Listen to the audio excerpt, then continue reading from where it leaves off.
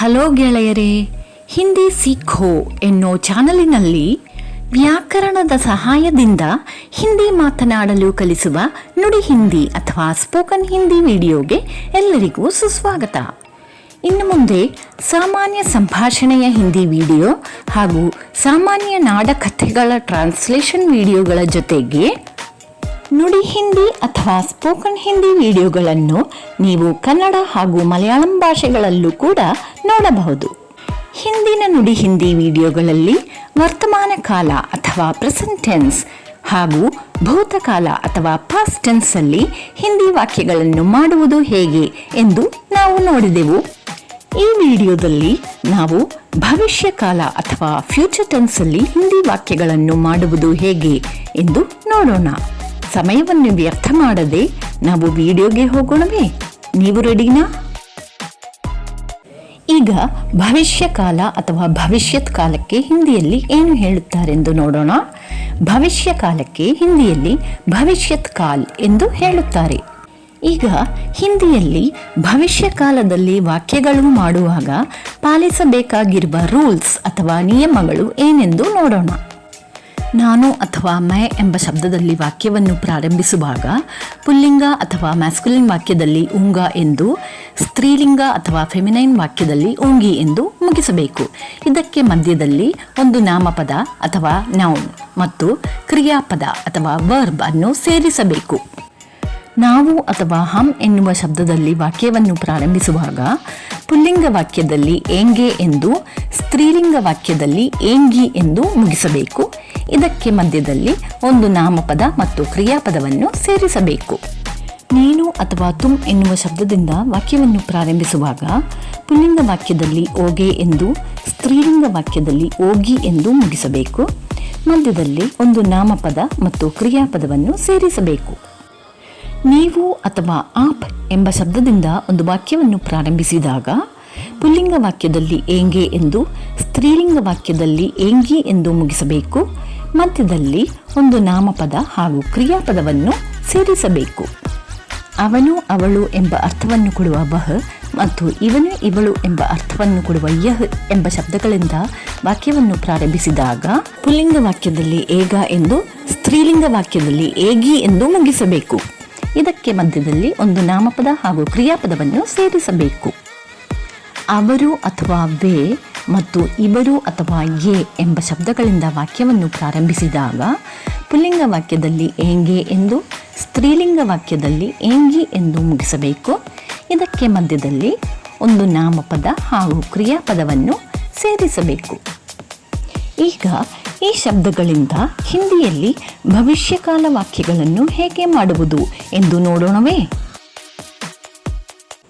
ಈಗ ನಾನು ಮಾರುಕಟ್ಟೆಗೆ ಅಥವಾ ಸಂತೆಗೆ ಹೋಗುವೆನು ಎಂಬ ವಾಕ್ಯವನ್ನು ಹಿಂದಿಯಲ್ಲಿ ಹೇಗೆ ಮಾಡುವುದೆಂದು ನೋಡೋಣ. ಮಾರುಕಟ್ಟೆಗೆ ಹಿಂದಿಯಲ್ಲಿ ಬಾಜಾರ್ ಎಂದು ಹೇಳಬಹುದು. ಹೋಗುವುದಕ್ಕೆ ಜಾ ಎಂದು ಹೇಳಬಹುದು.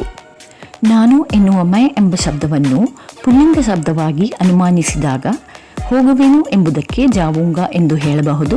ಈ ವಾಕ್ಯವನ್ನು ಪೂರ್ಣವಾಗಿ ಮೈ ಬಾಜಾರ್ ಜಾವುಂಗ ಎಂದು ಹೇಳಬಹುದು. ನಾನು ಈಗ ಏನು ಮಾಡುವೆನು ಅಥವಾ ಏನು ಮಾಡಲಿ ಎಂಬ ಪ್ರಶ್ನೆಯನ್ನು ಹೇಗೆ ಕೇಳಬೇಕೆಂದು ನೋಡೋಣವೇ? ಈಗ ಎನ್ನುವುದಕ್ಕೆ ಹಿಂದಿಯಲ್ಲಿ ಅಬ್ ಎಂದು, ಏನು ಎನ್ನುವುದಕ್ಕೆ ಕ್ಯಾ ಎಂದು, ಮಾಡುವುದಕ್ಕೆ ಕರ್ ಎಂದು ಹೇಳಬಹುದು. ನಾನು ಅಥವಾ ಮೈ ಅನ್ನು ಒಂದು ಸ್ತ್ರೀಲಿಂಗ ಶಬ್ದವಾಗಿ ಅನುಮಾನಿಸಿದಾಗ ಮಾಡುವೆನು ಅಥವಾ ಮಾಡಲಿ ಎಂಬುದಕ್ಕೆ ಕರುಂಗಿ ಎಂದು ಹೇಳಬಹುದು. ಈ ಪ್ರಶ್ನೆಯನ್ನು ಪೂರ್ಣವಾಗಿ ಅಬ್ ಮೈ ಕ್ಯಾ ಕರುಂಗಿ ಎಂದು ಕೇಳಬಹುದು. ಸರಿ, ನಾವು ಊಟ ಮಾಡುವೆವು ಎಂಬ ವಾಕ್ಯವನ್ನು ಹೇಗೆ ಹೇಳುವುದೆಂದು ನೋಡೋಣವೇ? ನಾವು ಎನ್ನುವುದಕ್ಕೆ ಹಮ್ ಎಂದು, ಊಟಕ್ಕೆ ಖಾನಾ ಎಂದು, ಮಾಡು ಎನ್ನುವುದಕ್ಕೆ ಖಾ ಎಂದು ಹೇಳುತ್ತೇವೆ.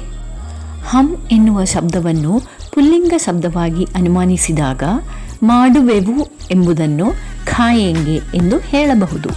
ಈ ವಾಕ್ಯವನ್ನು ಪೂರ್ಣವಾಗಿ ಹಮ್ ಖಾನಾ ಖಾಯೆಂಗೆ ಎಂದು ಹೇಳಬಹುದು. ಈಗ ನೀನು ಕಾಫಿ ಕುಡಿಯುವೆಯಾ ಎಂಬ ಪ್ರಶ್ನೆಯನ್ನು ಹೇಗೆ ಕೇಳುವುದೆಂದು ನೋಡೋಣವೇ?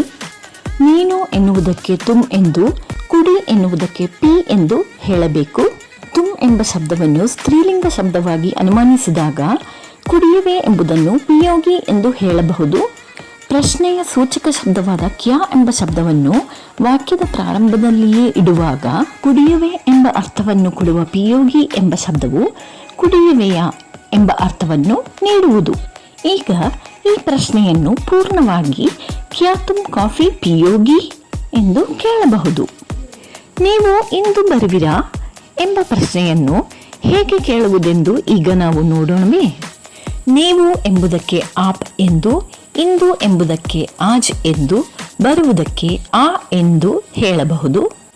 ಪ್ರಶ್ನೆಯ ಸೂಚಕ ಶಬ್ದವಾದ ಕ್ಯಾ ಎಂಬ ಶಬ್ದವನ್ನು ವಾಕ್ಯದ ಪ್ರಾರಂಭದಲ್ಲಿಯೇ ಇಡುವಾಗ ಬರುವೆ ಎಂದು ಅರ್ಥವನ್ನು ಕೊಡುವ ಆಯೇಂಗೆ ಎಂಬ ಶಬ್ದವು ಬರುವಿರಾ ಎಂಬ ಅರ್ಥವನ್ನು ಕೊಡುತ್ತದೆ. ಈ ಪ್ರಶ್ನೆಯನ್ನು ನಾವು ಕ್ಯಾ ಆಪ್ ಆಜ್ ಆಯೇಂಗೆ ಎಂದು ಕೇಳಬಹುದು. ಈಗ ಅವಳು ಈ ಕೆಲಸವನ್ನು ಮಾಡುವಳು ಎಂಬ ವಾಕ್ಯವನ್ನು ನೋಡೋಣ. ಅವಳಿಗೆ ವಹ್ ಎಂದು, ಕೆಲಸಕ್ಕೆ ಕಾಮ್ ಎಂದು, ಮಾಡುವಳು ಎಂಬುದಕ್ಕೆ ಕರೇಗಿ ಎಂದು, ಇದು ಅಥವಾ ಈ ಎಂಬುದಕ್ಕೆ ಯಹ್ ಎಂದು ಹೇಳಬಹುದು. ಈ ವಾಕ್ಯವನ್ನು ಪೂರ್ಣವಾಗಿ ವಹ್ ಯಹ್ ಕಾಮ್ ಕರೇಗಿ ಎಂದು ಹೇಳಬೇಕು. ಅವರು ಕ್ರಿಕೆಟ್ ಆಡುವರು ಎಂಬ ವಾಕ್ಯವನ್ನು ಹೇಗೆ ಹೇಳುವುದೆಂದು ನೋಡೋಣವೇ. ಅವರಿಗೆ ವೇ ಎಂದು, ಆಡುವರು ಎನ್ನುವುದಕ್ಕೆ ಖೇಲೆಂಗೆ ಎಂದು ಹೇಳಬೇಕು. ಈ ವಾಕ್ಯವನ್ನು ಪೂರ್ಣವಾಗಿ ವೇ ಕ್ರಿಕೆಟ್ ಖೇಲೆಂಗೆ ಎಂದು ಹೇಳಬೇಕು. ಈಗ ಈ ಹುಡುಗಿಯರು ಒಂದು ಹಾಡನ್ನು ಹಾಡುವರು ಎಂಬ ವಾಕ್ಯವನ್ನು ಹೇಗೆ ಹೇಳುವುದು ಅದನ್ನು ಈಗ ನೋಡೋಣ.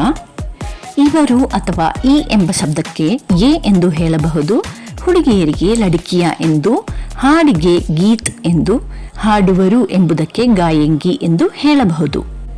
ಒಂದು ಎಂಬ ಶಬ್ದಕ್ಕೆ ಏಕ್ ಎಂದು ಹೇಳಬಹುದು. ಈ ವಾಕ್ಯವನ್ನು ಪೂರ್ಣವಾಗಿ ಯೇ ಲಡಿಕಿಯ ಏಕ್ ಗೀತ್ ಗಾಯಂಗಿ ಎಂದು ಹೇಳಬೇಕು. ಇದುವರೆಗೆ ನಾವು ಸಾಮಾನ್ಯ ಭವಿಷ್ಯಕಾಲ ಅಥವಾ ಸಿಂಪಲ್ ಫ್ಯೂಚರ್ ಟೆನ್ಸಲ್ಲಿ ಹಿಂದಿ ವಾಕ್ಯಗಳನ್ನು ಮಾಡುವುದು ಹೇಗೆ ಎಂದು ನೋಡಿದೆವು. ನನ್ನ ಪ್ರೀತಿಯ ಗೆಳೆಯರೇ, ಈ ವಿಡಿಯೋ ಎಲ್ಲರಿಗೂ ಪ್ರಯೋಜನಕಾರಿಯಾಗಿತ್ತೆಂದು ನಂಬುತ್ತೇನೆ. ಈ ಚಾನಲನ್ನು ಸಬ್ಸ್ಕ್ರೈಬ್ ಮಾಡಿರಿ, ಇದರಲ್ಲಿ ಬರುವ ವಿಡಿಯೋಸನ್ನು ನೋಡಿರಿ, ಲೈಕ್ ಮತ್ತು ಶೇರ್ ಮಾಡಿರಿ. ಅಷ್ಟೇ ಅಲ್ಲ, ಬೆಲೆ ಕಟ್ಟಲಿಕ್ಕಾಗದೇ ಇರುವಂತಹ ನಿಮ್ಮ ಫೀಡ್ಬ್ಯಾಕ್ಸನ್ನು ಕೂಡ ಮರೆಯದೆ ನನಗೆ ತಿಳಿಸಿ. ಏಕೆಂದರೆ ಪ್ರಯೋಜನಕಾರಿಯಾದ ವಿಡಿಯೋಸನ್ನು ತಯಾರಿಸಲು ಉತ್ಸಾಹವನ್ನು ಕೊಡುವುದು ನಿಮ್ಮ ಫೀಡ್ಬ್ಯಾಕ್ಸೇ ಎಂಬುದರಲ್ಲಿ ಸಂಶಯವೇ ಇಲ್ಲ. ಅದು ಮಾತ್ರವಲ್ಲ, ನನ್ನ ವಿಡಿಯೋಸ್ ಹಾಗೂ ಚಾನಲನ್ನು ಇನ್ಸ್ಟಾಗ್ರಾಮ್ ಹಾಗೂ ವಾಟ್ಸಪ್ನಲ್ಲೂ ಕೂಡ ನೀವು ನೋಡಬಹುದು. ಅಲ್ಲೂ ಕೂಡ ಇದನ್ನು ಸಪೋರ್ಟ್ ಮತ್ತು ಫಾಲೋ ಮಾಡುತ್ತೀರೆಂದು ನಂಬುತ್ತೇನೆ. ಸೊ ನನ್ನ ಮೆಚ್ಚಿನ ಗೆಳೆಯರೇ, ಮುಂದೆ ಬರುವ ವಿಡಿಯೋಸಲ್ಲಿ 3 ಬಗೆಯಾದ ಪ್ರಯೋಜನಕಾರಿಯಾದ ಔತಣವನ್ನು ಸವಿಯಲು ಕಾದಿರಿ. ಅದುವರೆಗೆ take care and be safe. Hindi Seekho ಎನ್ನುವ ಚಾನಲಿನಿಂದ ಸೈನ್ ಆಫ್ ಮಾಡುವುದು ನಿಮ್ಮ ಸೀತಾ ಸುಂದರ್.